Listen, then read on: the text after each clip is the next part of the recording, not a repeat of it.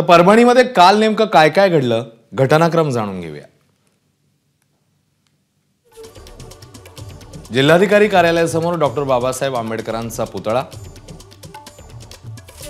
पुतळ्यासमोरील संविधान प्रतिकृतीची काच ही मनोरुग्णाने फोडली। मनोरुग्णाच्या हल्ल्यात संविधान पुस्तिका शिल्पाचं नुकसान झालं।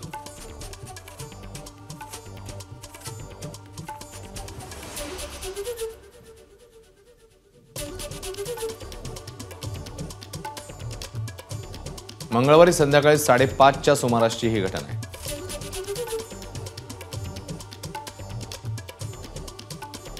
घटनेनंतर शहरातील जमाव हा आक्रमक झालेला पाहायला मिळाला। पोलिसांसमोरच जमावाकडून मनोरुग्णाला मारहाण करण्यात आली। मोठ्या संख्येने आंबेडकरी जनता रस्त्यावर उतरली। ठिकठिकाणी रास्ता रोको आणि रेल रोकोचा प्रयत्न झाला। शहरासह जिल्ह्याभरामध्ये पोलीस बंदोबस्तात वाढ करण्यात आली। परभणी आणि गंगाखेडमध्ये बुधवारी बंदची हाक देण्यात आली आहे। आज सकाळपासून शहरासह जिल्ह्याभरातील बाजारपेठ कडकडीत बंद आहे।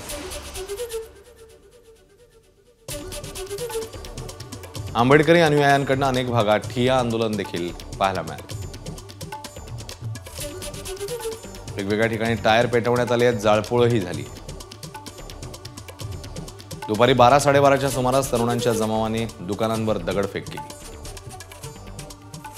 विसावा कॉर्नर, नारायण चाळ, आर टॉवर परिसरात दगडफेक आणि तोडफोड या घटना घडल्या आहेत। जमावाकडून पोलिसांच्या गाडीवरही दगडफेक झाल्याचं पाहायला मिळतं। पोलिसांनी मग आंदोलकांवर लाठीमारही केलाय। पोलिसांच्या लाठीमारानंतर आक्रमक जमावाने अनेक साहित्य पेटवून दिलं। जमाव पांगवण्यासाठी पोलिसांकडून अश्रुधुराचा वापर झाला। आगीवर नियंत्रण मिळवण्यात नंतर यश आलं। परिस्थिती नियंत्रणात आल्यानंतर जिल्हाधिकारी कार्यालयात बैठक झाली। जिल्हाधिकारी रघुनाथ गावडेंनी शांततेचं आवाहन केलं। जिल्हाधिकाऱ्यांनी जमावबंदी आदेश काढले। बैठक संपताच महिलांच्या घोळक्याकडून जिल्हाधिकारी कार्यालयात तोडफोड झाली।